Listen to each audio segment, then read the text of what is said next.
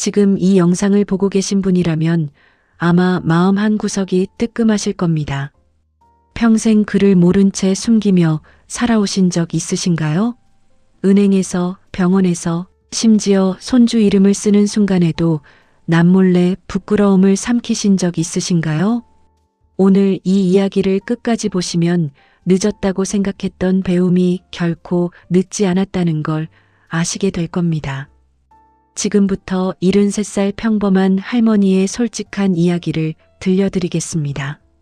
저는 올해 73입니다. 저는 3년 전까지 한글을 전혀 몰랐습니다. 6남매의 맏딸로 태어나 어린 동생들을 돌보고 집안일을 하느라 학교 문턱도 밟아보지 못했습니다. 평생 그 사실을 숨기며 살았습니다. 남편에게도 자식들에게도 말하지 못한 비밀이었습니다. 그런데 3년 전 저는 처음으로 제 이름 석자를 쓸 수 있게 됐습니다.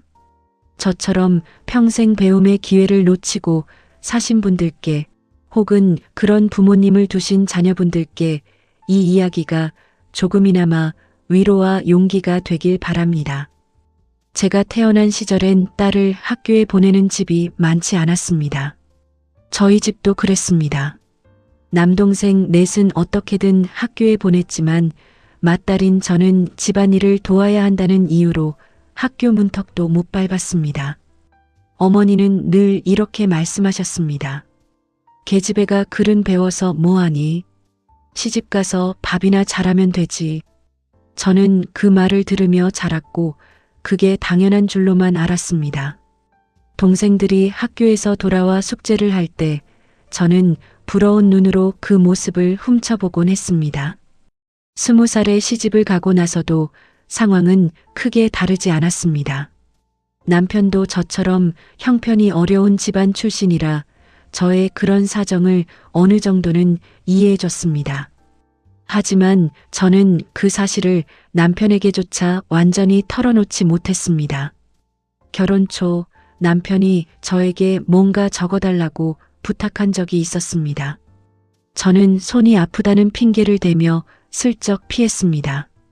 그렇게 저는 평생 그를 모른다는 사실을 숨기며 살아왔습니다. 자식 셋을 키우면서 그 어려움은 더 커졌습니다.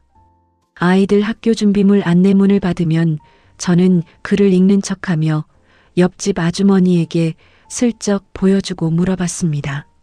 아이고, 이거 뭐라고 써 있어요? 제가 요즘 눈이 침침해서 그렇게 둘러대며 살았습니다. 아이들이 커가면서 숙제를 봐달라고 할 때마다 저는 아빠한테 물어보라며 슬쩍 피했습니다. 아이들은 어린 마음에도 뭔가 이상하다고 느꼈을지 모르지만 저는 끝까지 그 비밀을 지켰습니다. 가장 힘들었던 순간은 은행이나 관공서에 갈 때였습니다. 서류에 이름과 주소를 적어야 할 때마다 저는 손이 아프다는 핑계로 남편이나 자식들에게 대신 써달라고 부탁했습니다. 혼자 은행에 가야 하는 날엔 정말 진땀이 났습니다. 창구 직원이 여기 서명해 주세요라고 할 때마다 저는 심장이 쿵쾅거렸습니다. 다행히 제 이름 세 글자만은 오랜 세월 그림처럼 외워서 그릴 수 있었습니다. 그것만이 제가 유일하게 쓸 수 있는 글자였습니다.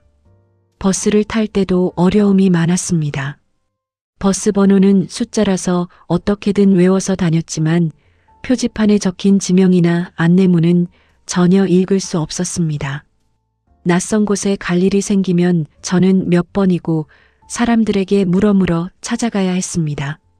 마트에서 물건을 살 때도 상표를 읽지 못해서 늘 눈에 익은 포장지 모양만 기억해서 골랐습니다. 어느 날은 익숙한 포장지인 줄 알고 샀는데 회사에서 디자인을 바꿔서 전혀 다른 제품을 사온 적도 있었습니다. 남편이 이게 뭐야? 왜 이런 걸 샀어라고 물었을 때 저는 그냥 실수했다고 얼버무렸습니다. 남편이 세상을 떠나고 혼자가 되면서 이 문제는 더 심각해졌습니다. 남편이 살아있을 때는 서류나 글자와 관련된 일은 다 남편에게 미룰 수 있었는데 이제는 온전히 저 혼자 해결해야 했습니다.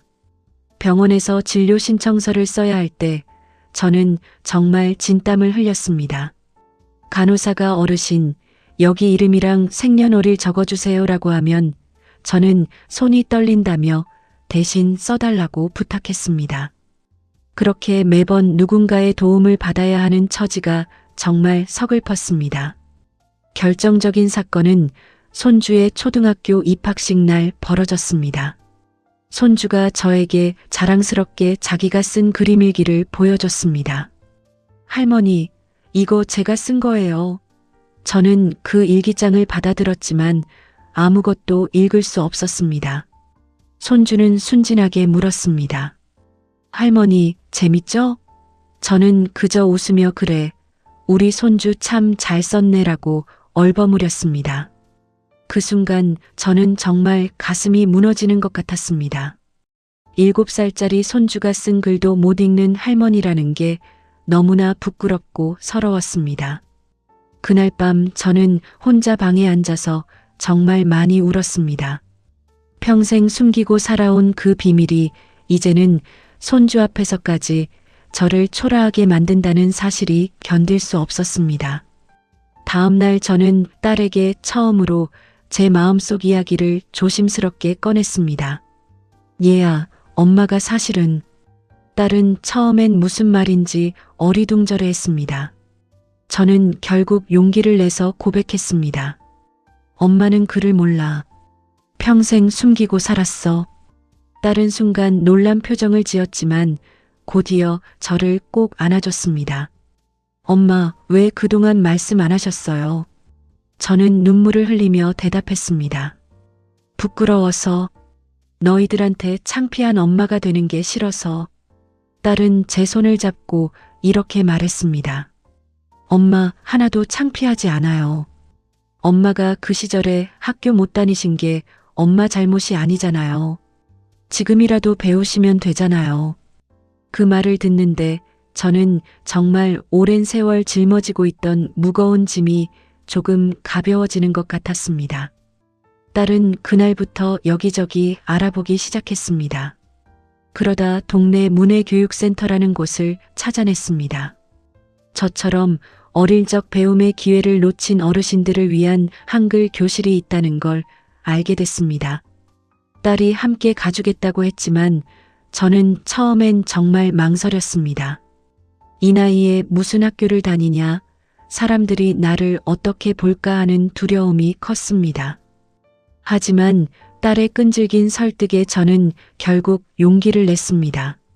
첫 수업에 가던 날 저는 정말 심장이 터질 것 같았습니다. 교실 문 앞에서 몇 번이나 돌아가고 싶었습니다. 그런데 문을 열고 들어가니 저와 비슷한 연배의 어르신들이 벌써 여러 분 앉아 계셨습니다. 다들 저처럼 긴장한 표정이었습니다. 선생님은 정말 따뜻하게 저희를 맞아주셨습니다. 어르신들, 오늘부터 우리 함께 새로운 세상을 열어봐요.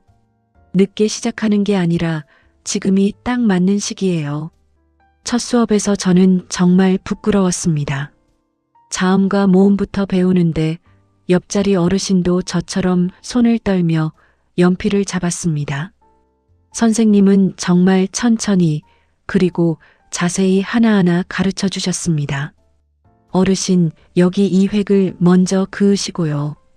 저는 마치 어린아이가 된 것처럼 삐뚤빼뚤한 글씨로 기역, 니은을 따라 썼습니다. 손이 떨려서 글자가 제대로 안 그어졌지만 선생님은 잘하셨어요. 정말 잘하셨어요 라며 계속 격려해 주셨습니다. 집에 돌아와서도 저는 매일 밤 혼자 연습했습니다. 딸이 사준 공책에 자음과 모음을 몇 번이고 반복해서 썼습니다. 손가락이 저리고 손목이 아팠지만 저는 멈추지 않았습니다. 평생 미뤄왔던 걸 이제라도 해내고 싶은 마음이 컸습니다. 남편이 살아있었다면 이 모습을 어떻게 봤을까 생각하기도 했습니다. 아마 응원해줬을 거라고 믿습니다. 몇 달이 지나자 저는 조금씩 간단한 단어들을 읽고 쓸 수 있게 됐습니다. 처음으로 제 이름 3글자를 또박또박 쓸 수 있게 됐을 때 저는 정말 눈물을 흘렸습니다. 평생 그림처럼 흉내만 내던 그 3글자를 이제는 진짜 뜻을 알고 쓸 수 있게 됐다는 게 믿기지 않았습니다. 선생님도 그 순간 함께 눈물을 글썽이며 축하해 주셨습니다. 어르신, 정말 잘하셨어요. 이제 시작이에요. 한글 교실에서 만난 다른 어르신들과의 관계도 저에게 큰 힘이 됐습니다. 다들 저와 비슷한 사연을 가지고 계셨습니다. 어떤 분은 전쟁통에 피난 다니느라 학교를 못 다니셨고, 어떤 분은 저처럼 딸이라는 이유로 배움의 기회를 놓치셨습니다. 서로의 사연을 나누며 저희는 정말 큰 위로를 받았습니다. 나만 그런 게 아니었구나 하는 안도감이 컸습니다. 저희는 수업이 끝나면 함께 차를 마시며 그날 배운 것들을 복습하고 서로 격려해 줬습니다. 1년쯤 지나자 저는 웬만한 문장은 읽고 쓸 수 있게 됐습니다. 손주의 그림 일기를 처음으로 읽었던 날을 저는 지금도 잊지 못합니다. 오늘은 할머니랑 놀이터에 갔다. 정말 재미있었다. 저는 그 짧은 문장을 읽으며 정말 벅찬 감동을 느꼈습니다. 손주를 꼭 안고 이렇게 말했습니다. 할머니가 이제 우리 강아지 일기 다 읽을 수 있어. 손주는 신기해하며 물었습니다. 할머니, 언제 이렇게 글씨 배우셨어요? 저는 웃으며 대답했습니다. 할머니도 요즘 열심히 공부하고 있단다. 2년이 지난 지금 저는 웬만한 신문 기사도 읽을 수 있고 자식들에게 짧은 문자 메시지도 직접 보냅니다. 얼마 전엔 손주에게 처음으로 편지를 써봤습니다. 삐뚤빼뚤한 글씨였지만 그 안에 제 진심을 담았습니다. 사랑하는 우리 손주에게 할머니가 이제 편지도 쓸 수 있게 됐단다.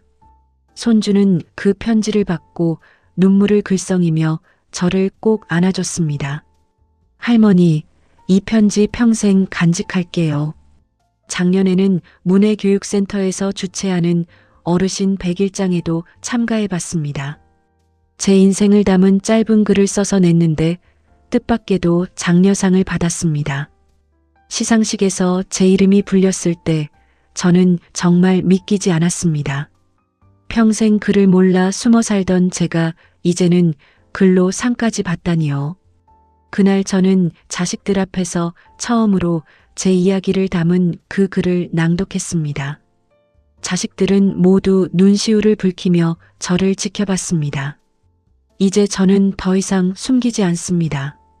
오히려 제 이야기를 자랑스럽게 나눕니다. 경로당에서 저처럼 글을 모르시는 분들을 만나면 저는 조심스럽게 문해교육센터 이야기를 꺼냅니다. 처음엔 다들 손사래를 치십니다. 이 나이에 무슨 학교냐고요. 저도 그랬으니까 그 마음을 잘 압니다. 하지만 저는 제 경험을 들려드리며 용기를 내보시라고 권합니다.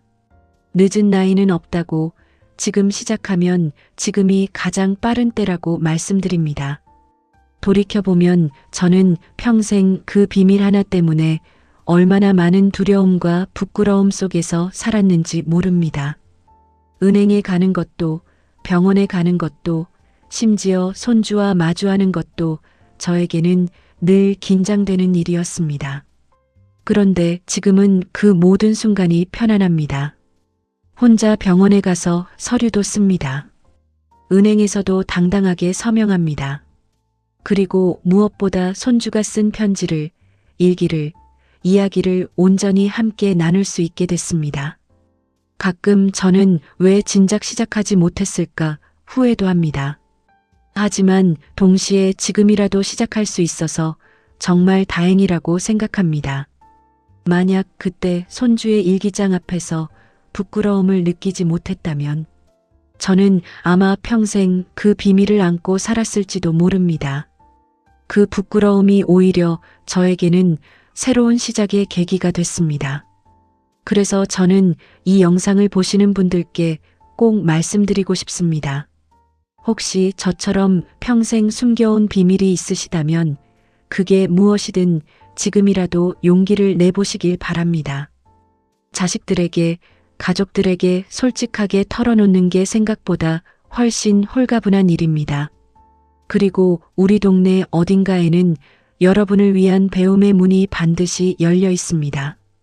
주민센터나 복지관에 문의하시면 문해교육센터를 안내받으실 수 있을 겁니다. 저는 이제 이렇게 삽니다.